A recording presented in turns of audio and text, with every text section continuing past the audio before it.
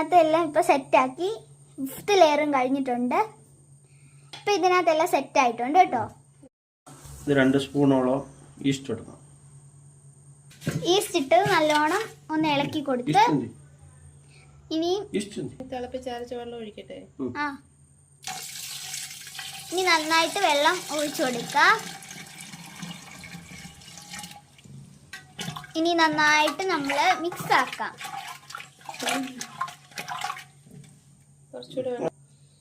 ഇനിയും കുറച്ചുകൂടെ വെള്ളം ഒഴിച്ചു കൊടുക്കാം കേട്ടോ. ഇപ്പൊ ഇതാണ് നന്നോട്ട് ഇളക്കിയൊക്കെ വെച്ചിട്ടുണ്ട് കേട്ടോ.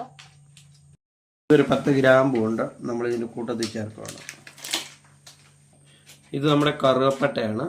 ഒരു 5-6 പീസ്, ചെറിയ 5-6 പീസ് അതിൻ്റെ കൂട്ടത്തിൽ ചേർക്കുക. ഇത് ഏലക്കാണ്. ഇതെല്ലാം നമ്മൾ ചേർക്കുന്നത് ഇതിൻ്റെ അകത്തിലൊരു മണവും ടേസ്റ്റും കിട്ടാൻ വേണ്ടിയാണ് നമ്മൾ ഇതൊക്കെ ചേർക്കുന്നത്. അപ്പോൾ നമ്മളൊന്നുകൂടെ അത് ഇളക്കി കൊടുത്ത് അടയ്ക്കാൻ പോവുകയാണ്.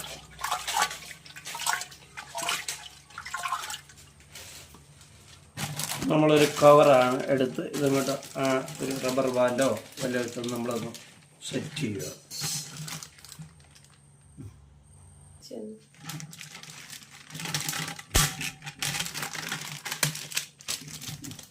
നമ്മളിതിപ്പം ഇതിൻ്റെ മണ്ടയ്ക്ക് വെച്ച് ഇനി ഒരു തുണി വെച്ച് നല്ലതായിട്ട് കെട്ടി വെക്കണം. വെള്ളത്തുണി അങ്ങനെ കിട്ടിയില്ലേലും നമുക്ക് ഇങ്ങനത്തെ ഒരു തുണി എടുക്കാം കേട്ടോ.